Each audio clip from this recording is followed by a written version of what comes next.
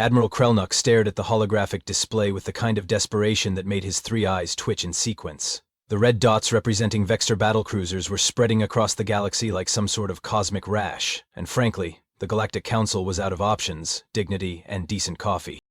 So let me get this straight, he muttered to his aide, a nervous little creature named Bliptar who had the unfortunate habit of changing colors when stressed.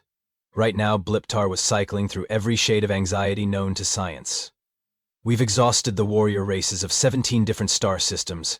Our most elite forces are either dead or running away screaming, and now we're reduced to begging the humans for help? Not just any help, sir, Bliptar squeaked, now a particularly unflattering shade of worried yellow.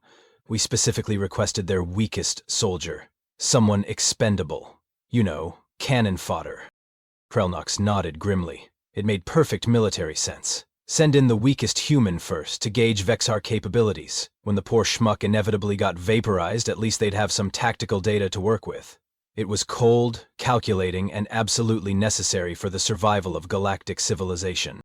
The transport ship docked with all the fanfare of a garbage scow, which should have been their first clue something was off. Out stepped what had to be the most inappropriately cheerful being Krell Noxkar had ever encountered in 40 years of military service.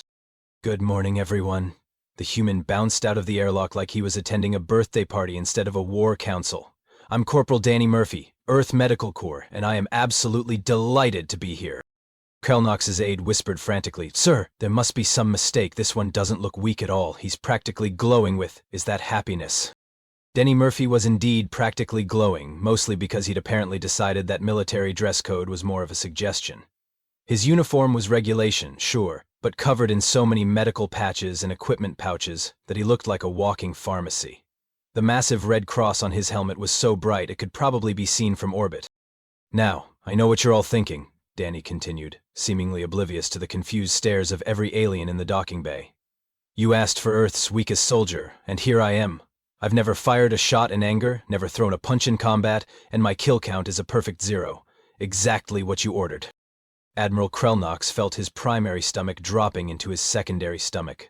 Excuse me, Corporal Murphy, but when we said weakest, we meant... Oh, I know exactly what you meant, Danny interrupted with a grin that could power a small space station. You wanted someone who wouldn't escalate the violence, right? Someone who'd approach this whole war situation with a different perspective? Well, you got him. 200 confirmed saves and counting, baby. Saves? Lieutenant Core, the Admiral's tactical officer, spoke up with the kind of confusion usually reserved for advanced quantum mechanics. What exactly does that mean?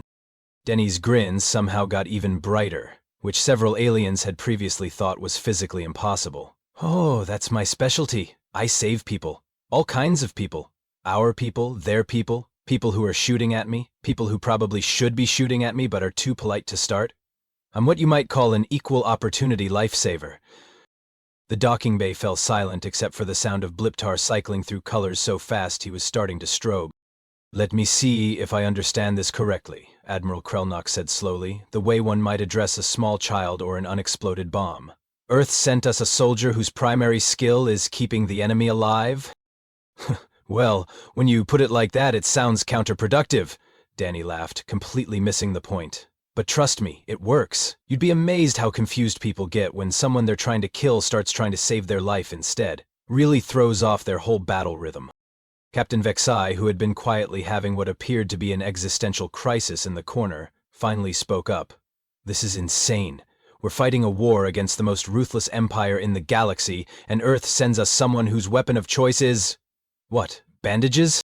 Denny patted his oversized medical kit affectionately. Oh, I've got way more than bandages in here.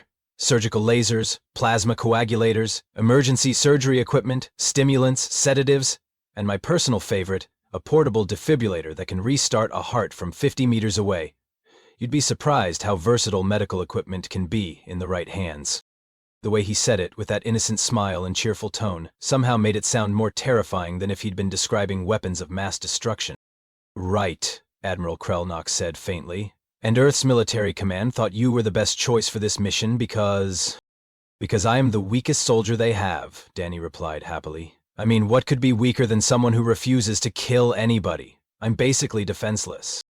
As the corporal wandered off to explore his new temporary home, chattering about setting up a medical bay and asking if anyone needed their vitals checked, Admiral Krelnox had the sinking feeling that Earth's definition of weak and the galaxy's definition of weak were about to cause some serious complications. "Sir," Bliptar whispered, now a deep shade of purple that usually indicated impending doom, "I think we may have made a terrible mistake."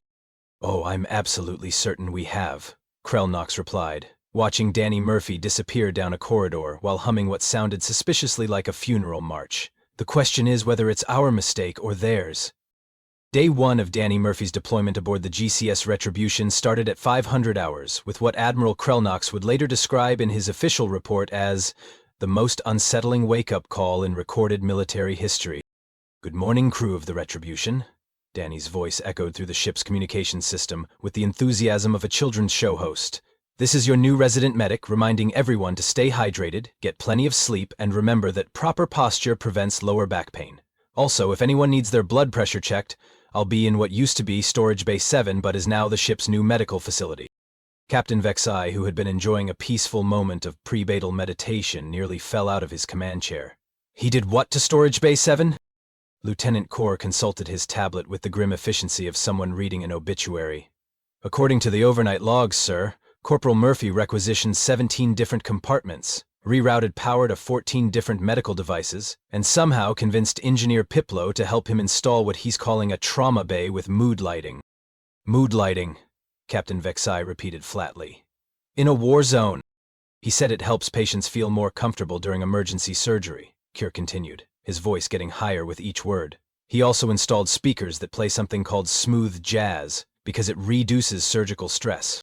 Before anyone could process this information properly, Danny himself appeared on the bridge, carrying what looked like a medical scanner and wearing the kind of smile that made hardened warriors question their life choices. "Captain Vexay, perfect timing," Danny chirped, pointing his scanner at the captain like he was conducting an orchestra.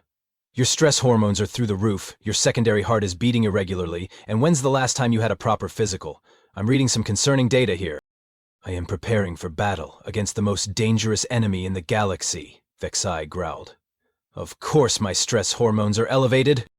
"That's exactly why we need to address this," Danny replied, completely missing the point.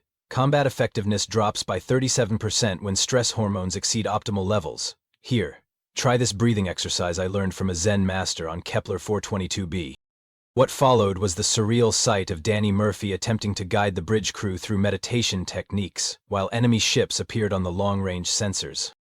Engineer Piplo, who had been quietly monitoring the situation from his station, suddenly spoke up in his characteristic nervous babble.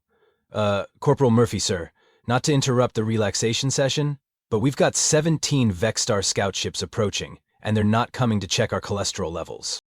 Danny's face lit up like someone had just told him about a 2-for-1 sale on bandages. "Excellent! Our first opportunity to demonstrate proper battlefield medical protocols." "Battlefield medical protocols?" Lieutenant Kor squeaked. "Oh yes." Danny pulled out what appeared to be a standard medical kit, except it was roughly the size of a small vehicle and covered in warning labels. "See, most military medics wait for casualties to happen. That's reactive medicine. I practice proactive medicine."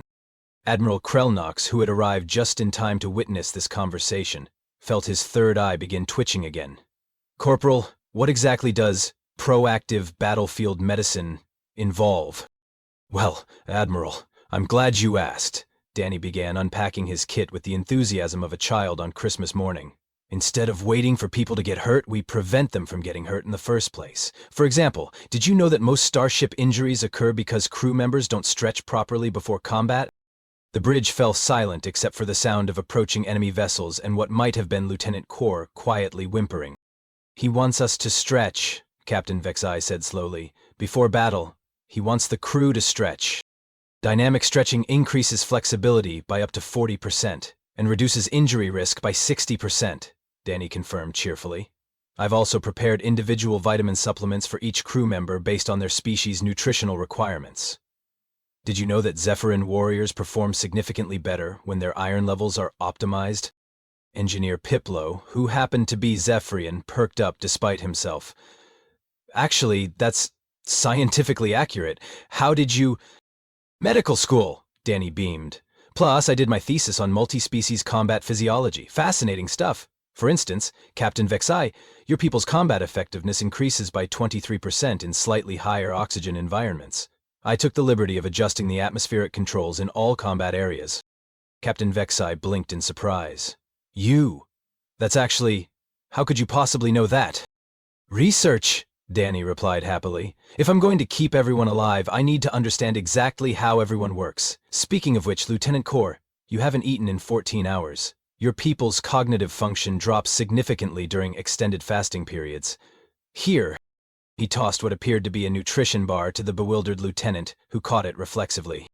This is insane, Admiral Krelnox muttered. We're about to engage in mortal combat, and our human tactical consultant is handing out snacks and adjusting the air conditioning. Technically, I'm optimizing crew performance through evidence-based medical interventions, Danny corrected with a grin. But sure, let's call it snacks and air conditioning. Now, shall we go save some lives? The way he said it, with that same innocent enthusiasm, somehow made the approaching battle sound less like impending doom and more like an exciting field trip to a medical conference. When the first Vextar missiles impacted the ship's shields, everyone on the bridge instinctively braced for the worst. Everyone except Danny Murphy, who immediately started taking notes on his tablet like he was documenting a particularly interesting case study. Fascinating, he announced over the sound of alarms and exploding consoles. Classic kinetic impact trauma response. Captain, I'm reading elevated adrenaline across the entire bridge crew. This is exactly the kind of situation where proper medical intervention can make all the difference. Corporal Murphy, Admiral Krelnox shouted over the chaos, this might not be the best time for a medical lecture. On the contrary, Admiral, this is the perfect time, Danny replied, somehow managing to sound even more cheerful as the ship shook around them. Combat stress responses are best managed in real time. Lieutenant Core, your breathing's getting shallow. Try the 478 technique we practiced. Lieutenant Core, who was currently trying to coordinate defensive maneuvers while having what appeared to be a mild panic attack, stared at Danny with the expression of someone questioning the fundamental nature of reality. Are you seriously trying to give me breathing exercises while we're being shot at? Absolutely. Panic breathing reduces cognitive function by up to 50%. Danny pulled out what looked like a standard medical scanner, but was apparently also capable of analyzing tactical data. Speaking of which, I'm detecting multiple hull breaches on decks 7 through 12. Perfect opportunity to demonstrate emergency field medicine. Before anyone could stop him, Danny grabbed his impossibly large medical kit and sprinted toward the nearest turbo lift, calling back over his shoulder, "Don't worry, I'll have those crew members stabilized and back to fighting fitness in no time." "Should we stop him?" Engineer Piplo asked nervously. "With what army?" Captain Vexai replied grimly. "The man just ran toward explosions while humming. I'm not getting in his way." What happened next would be discussed in military academies for generations, though most instructors would preface it with disclaimers about not trying this at home. Denny arrived at the damaged sections to find chaos.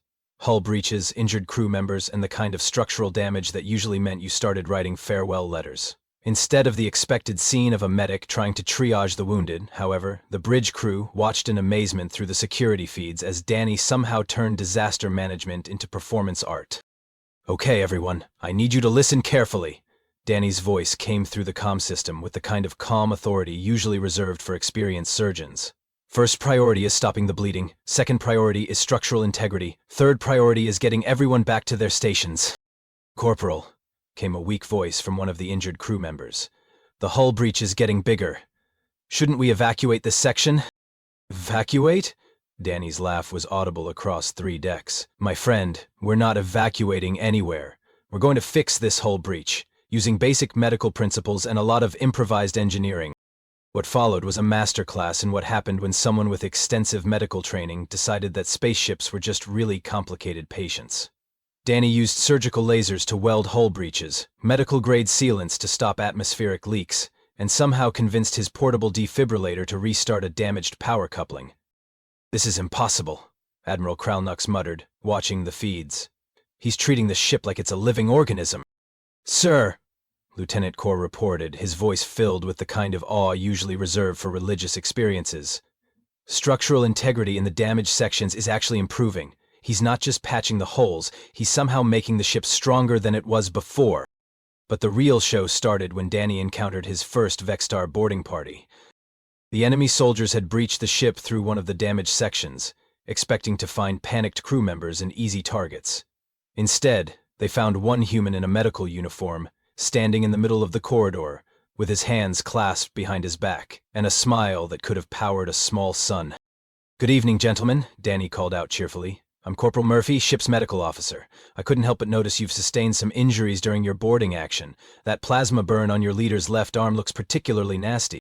The Vexstar soldiers, who had been expecting resistance or surrender, instead found themselves being addressed like patients in a doctor's office.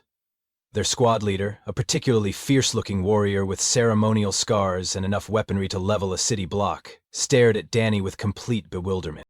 "Human," the squad leader growled, "we are here to capture this vessel. Surrender or be destroyed." "Oh, I'm sure you are," Danny replied with genuine enthusiasm. "But before we get to all that unpleasantness, can I interest you in some basic first aid? That plasma burn is definitely going to get infected if we don't treat it properly. And trust me, you do not want to deal with a systemic infection in the middle of a military campaign." The Vextar soldiers looked at each other with the kind of confusion usually reserved for advanced mathematics or abstract philosophy. "Are you offering to treat our wounds?" the squad leader asked slowly. "Of course, it's literally my job," Danny began, unpacking his medical kit with the enthusiasm of someone who had just found their calling. "Now, this might sting a little, but I promise it's better than the alternative." What happened next would be replayed in security footage for years to come.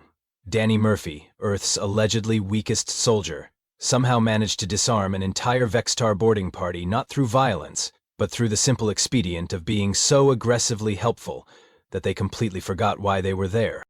By the time backup arrived, they found the enemy soldiers sitting in a neat row while Danny bandaged their wounds and explained the importance of proper battlefield hygiene. "This is the strangest thing I have ever witnessed," Captain Vexai announced over the comm.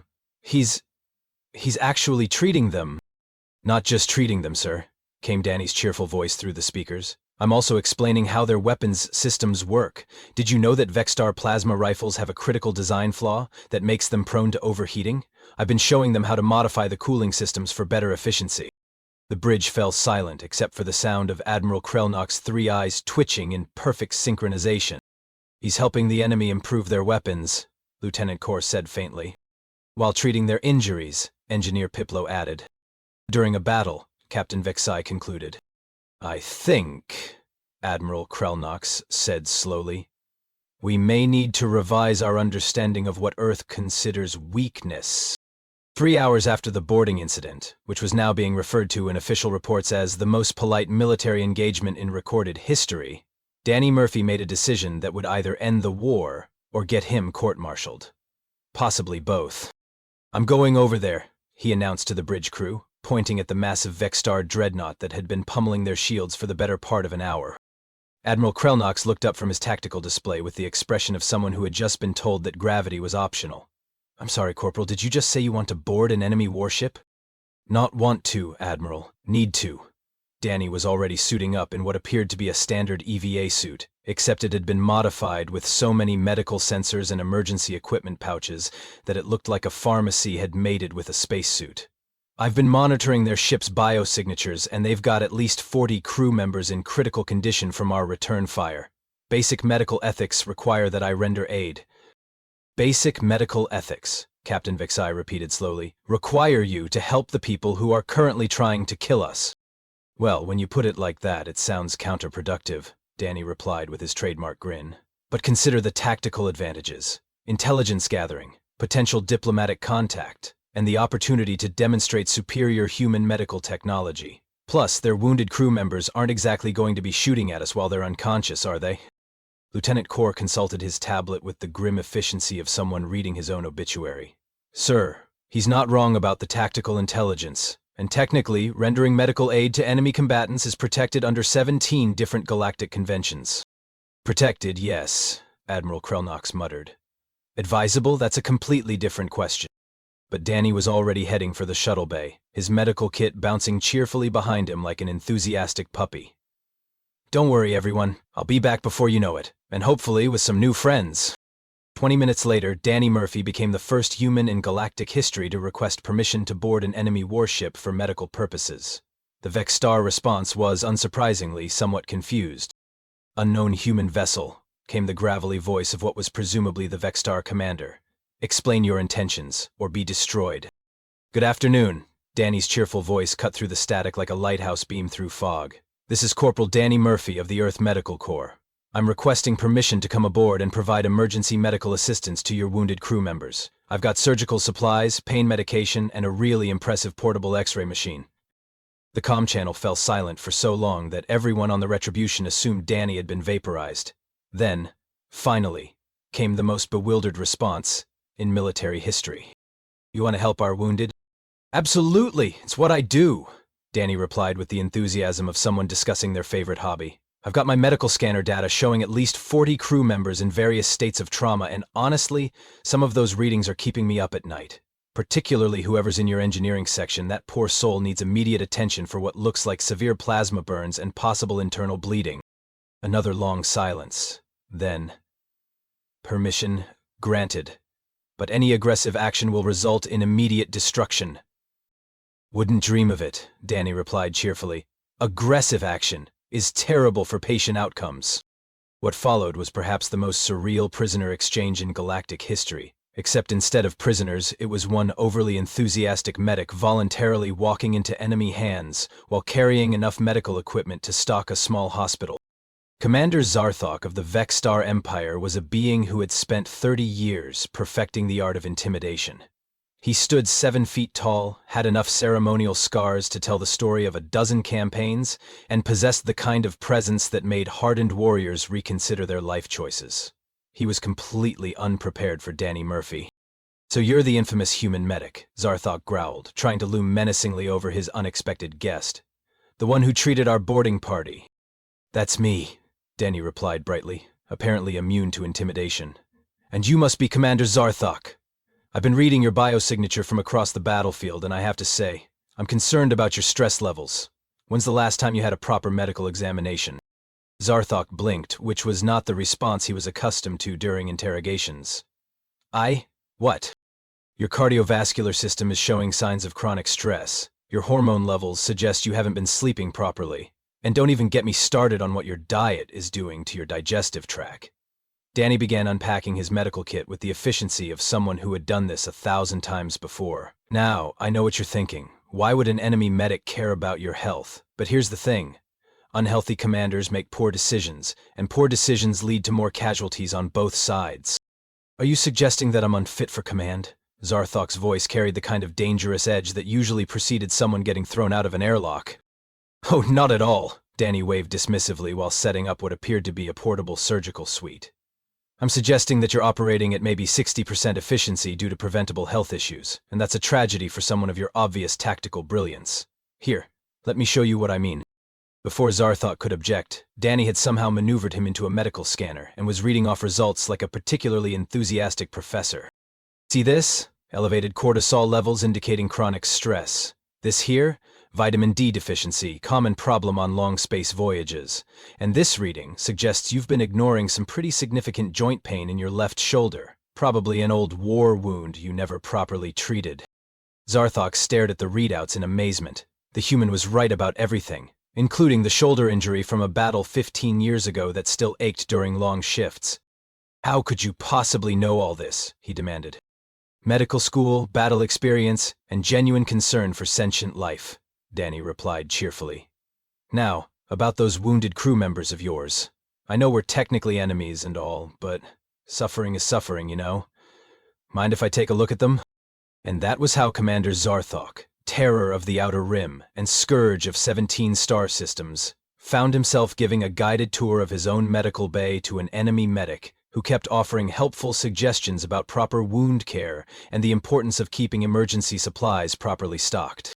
"This is unprecedented," Zarthok muttered as he watched Danny work on a severely injured Vextar engineer. "In 30 years of warfare, I have never encountered anything like this." "Like what?" Danny asked, not looking up from his patient. "Basic medical ethics?" "An enemy who genuinely wants to help," Zarthok replied quietly. "Tell me, human, why did you really come here?"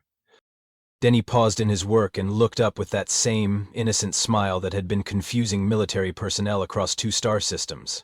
"You know, Commander, people keep asking me that question, and the answer is always the same. Because someone needs help, and I know how to help them. It's really that simple. Simple, Zarthok repeated, watching as Danny's patient, his own chief engineer, began breathing more easily. Nothing about this situation is simple.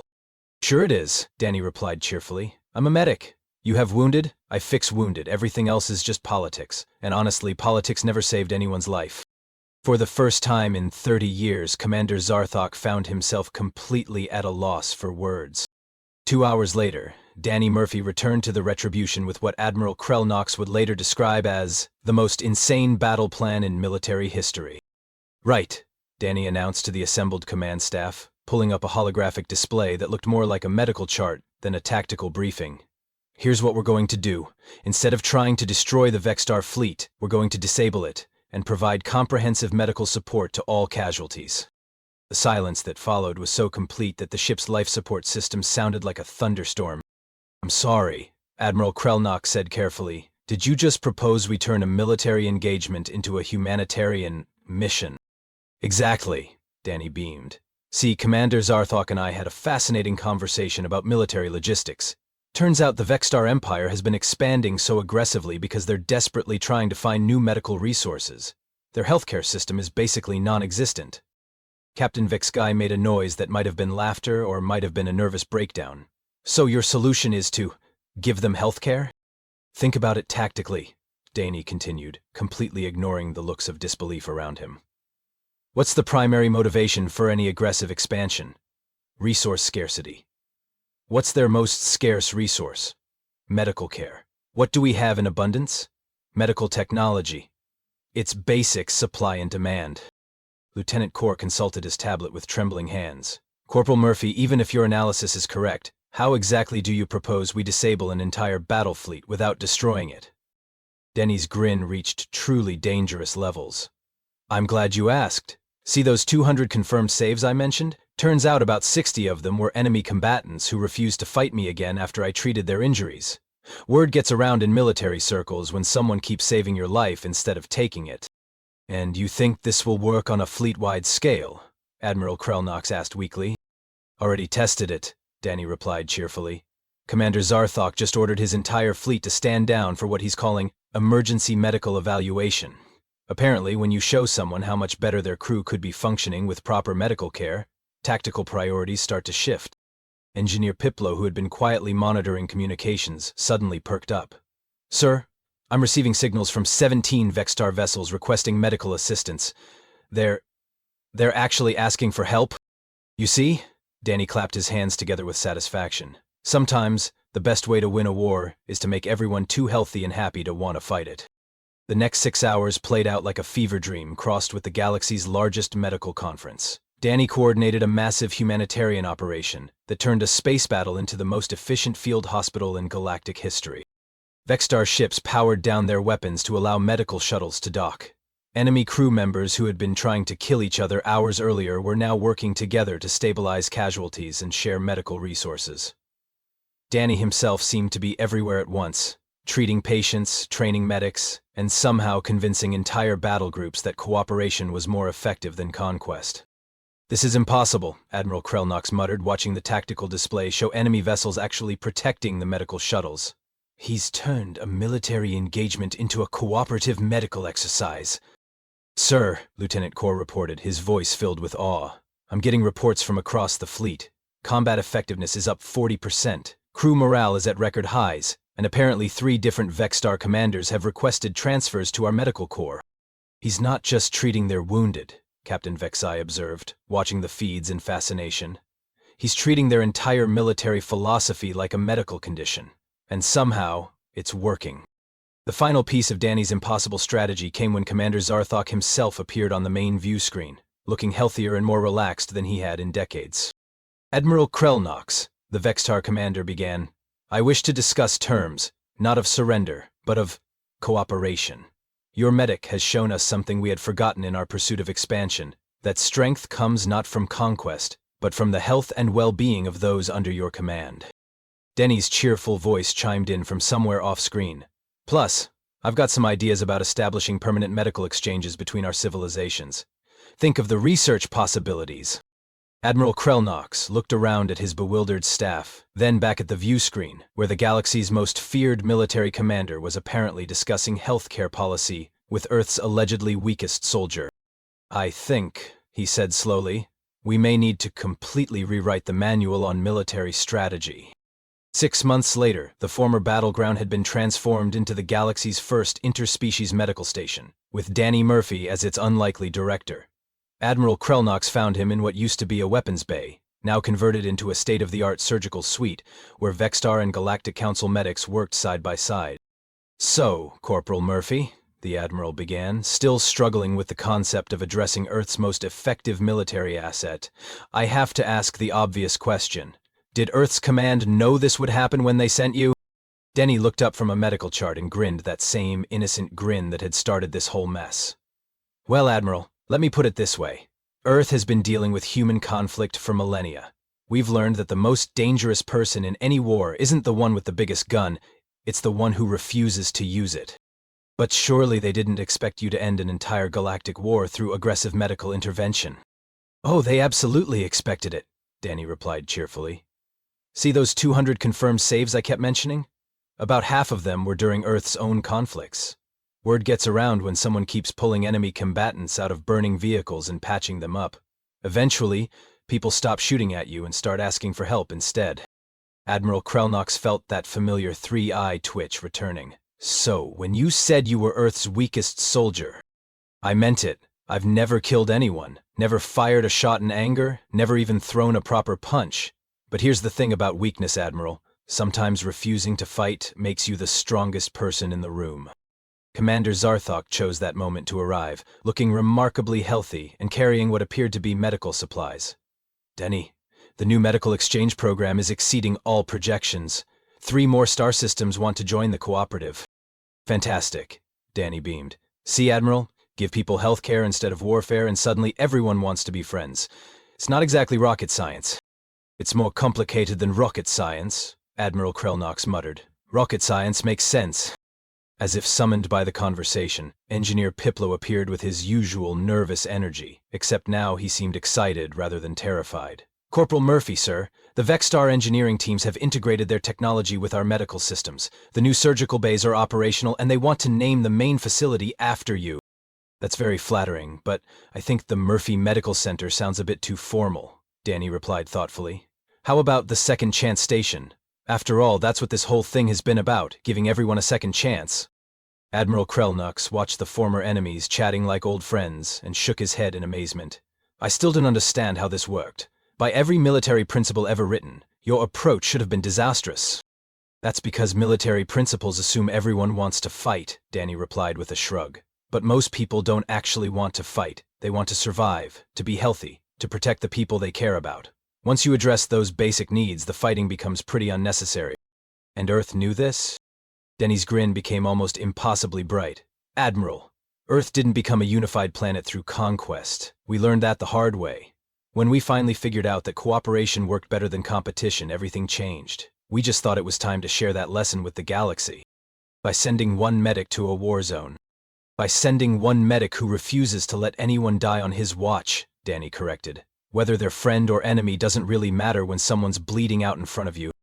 As if to prove his point, an alarm sounded from the emergency bay. Danny immediately grabbed his medical kit and headed for the door, calling back over his shoulder, "Duty calls! Admiral, if anyone asks, Earth's weakest soldier is in surgery." Admiral Krelnox watched him go, then turned to Commander Zarthok. "I don't suppose you understand this any better than I do." The former enemy commander chuckled, a sound that would have been impossible 6 months ago.